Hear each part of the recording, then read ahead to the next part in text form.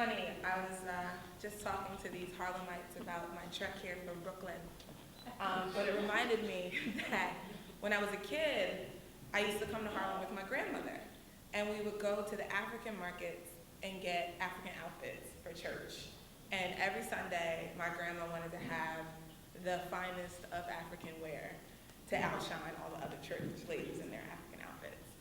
And so it is only right that I'm here in Harlem to talk about Tastemakers Africa, a startup I founded to disrupt what we think about Africa one trip at a time.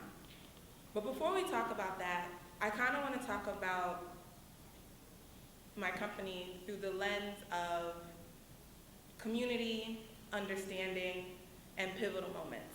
And I'm going to start with one of my most pivotal moments ever. So this guy is my father. And I met him 4 years ago on Facebook. And I had been looking for my father my entire life, but I didn't really know it. But one day, sitting in a coffee shop in Cuernavaca, Mexico, where I lived at the time, I was heartbroken. I felt disconnected. I felt like I didn't know what I was doing in the world, and I Googled him. And the first thing that came up was his Facebook page.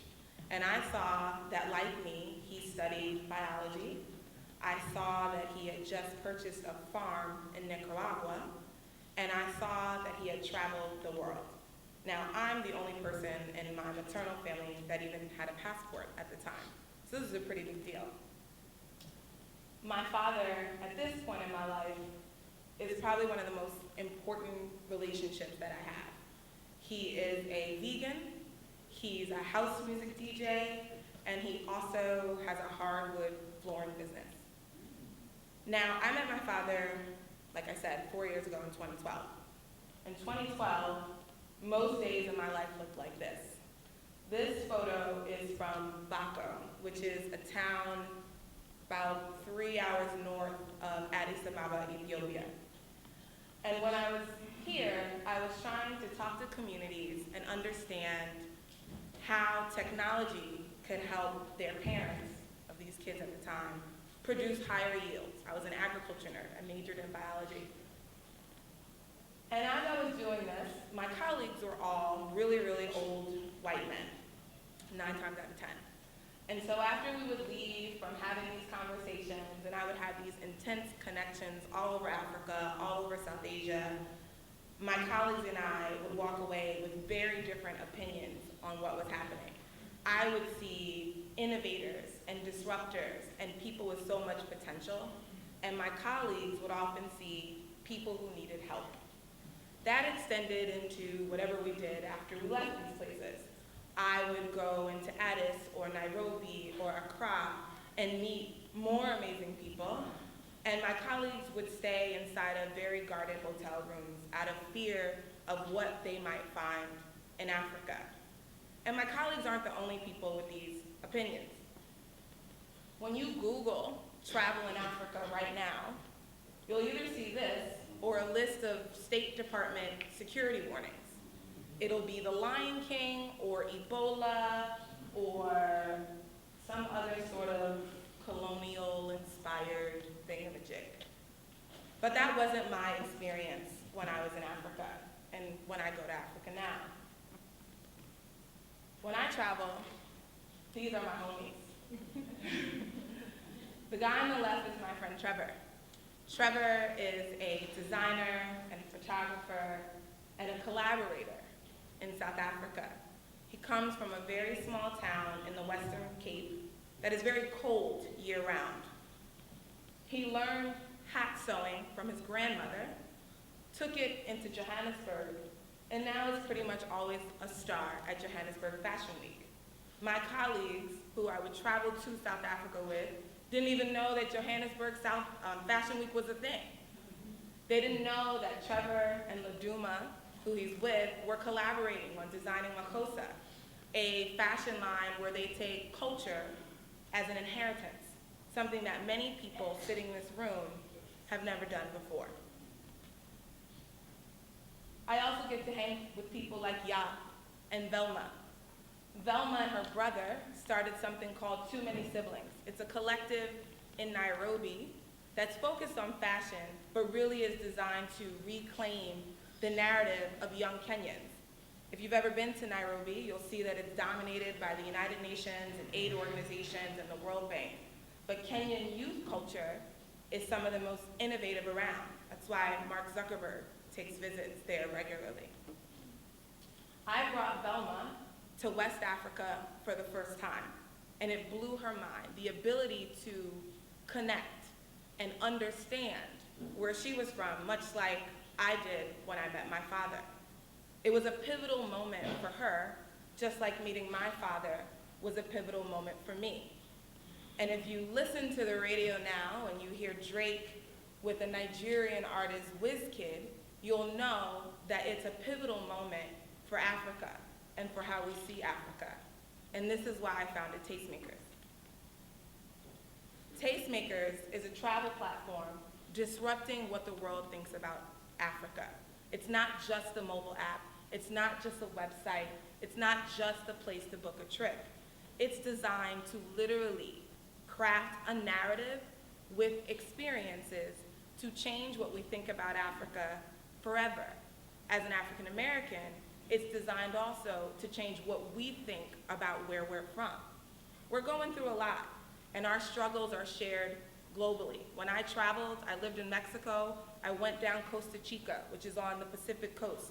It's where Afro-Mexicans, something most people don't even know was a thing, exists. I spent time in Veracruz. When I was in India, I learned about the untouchables and spent time with the brownest people in the world, understanding where we're from and trying to understand why blackness and the source of our blackness had such a bad rep. So yes, I want all of you to take trips and experience Africa, but I'm sharing with this audience in particular what drives and motivates me to do this every day, because it's not easy.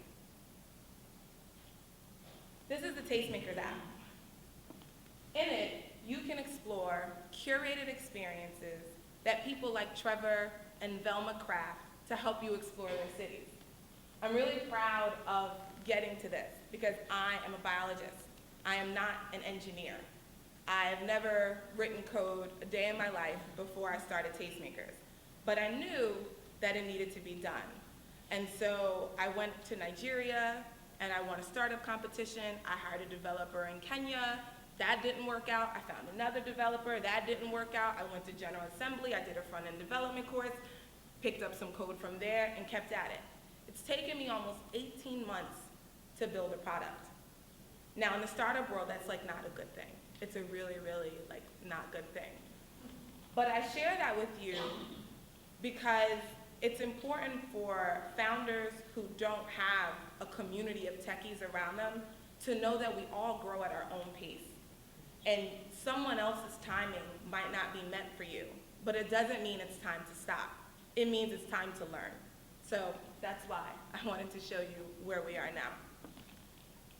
This is how the Tastemaker app works. We have a community of influencers and curators who discover things to do. We share photo and video and editorial content online, highlighting experiences and inspiring travelers. Finally, travelers download the app, book experiences, find events, and connect in the Tastemakers app. The idea is that you're traveling in Africa like an insider, creating your own narrative. Much of our success has come from social media referrals. I think the thing that we've done the best was be first in saying, no, we can see this differently. And we've challenged big corporations. I had an email exchange with Amex recently because I got forwarded an email that they sent to one of their platinum customers that said, don't go to Maputo, which is the capital of Mozambique. There's no culture there. This is what major corporations are saying about destinations that have so much promise. And so we've really worked to use Instagram and use social to really change the narrative. And that has been what has helped us grow even through our infrastructural and technological pitfalls. Now we're at about 10,000 monthly unique visitors. We just hit that for the first time last month, and I'm really excited about that. But what I'm more excited is not only are people in the United States looking at Tastemakers to look at Africa differently. Africans themselves see us as a source of inspiration. The number 2 country visited, Nigeria. The number 3 accessible, South Africa. Kenyans are the 4th largest segment of our visitors on our website, which is a goal we had as a stretch goal. But now we're seeing that Africans, even on social, make up 49% of our following. People have had really good things to say about Tastemakers. Today is World Tourism Day, and we had the opportunity to take over CNN Africa's Instagram account. That was a really, really big deal for us, as I'm in a position now as a solo founder of growing my team. We need any bit of thumbs up that we can get. So again, sharing this just so you see that it's important not to give up. More stories of winning. I mentioned that I went to Nigeria and won a startup competition. What I didn't mention was I had gotten fired just a month before. So it was a very do or die moment in order to win that money. I remember praying, I have a child, an 8-year-old, and I remember thinking, oh my God, how am I going to feed my son? How am I going to pay my rent? I just moved to Brooklyn from Mexico. It was really like I had no choice. I remember praying and I said, look, God, I really gotta win first place in this thing or I'm gonna have to go get a job because my life is not set up for me to just be out here being a startup founder. But I said, if I win, I'll never give up on it. I will not give up on it. And so again, I'm sharing wins, but I want you guys to know the stories behind the wins, because oftentimes when you're starting and you're looking at other people's successes, you think that that's all there is to it. And it's not. There's usually a lot of grit behind it. Another win, a more recent one that I'm super proud of, is a partnership and campaign we did with Uber, South African Airways, and Radisson Blu Hotels. A lot of people don't know, but Uber has a really serious growth plan in Africa. They're in 6 countries and growing. They're touching more than 1 million Africans daily in their vehicles. So for Tastemakers, when I thought about distribution and who we wanted to get to know, Uber was on my partnership vision board as number 1. And we were able to close Uber's first multi-country campaign ever and execute it across 3 countries, bring Africans to interact with other Africans with the help of South African Airlines and Radisson Blu, and touch more than 2 million people in a 2-week period. Really exciting. But again, I temper that with, I had my first interaction with Uber maybe 4 months into starting my company. And I sent email after email after email to get an introduction. And it wasn't until their Africa launcher's girlfriend was commenting on one of our Instagram posts that I was able to jump in and get an actual introduction. And it still took 8 months after that for a partnership we talked about to actually happen. So you gotta stick with it. Finally, I wanna talk about vision. So I mentioned earlier that Tastemakers is more than a mobile app, it's more than a website.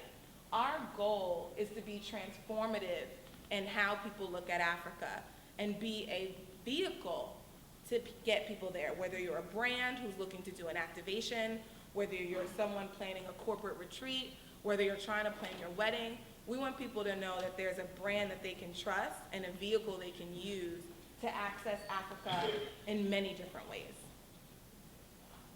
Thank you.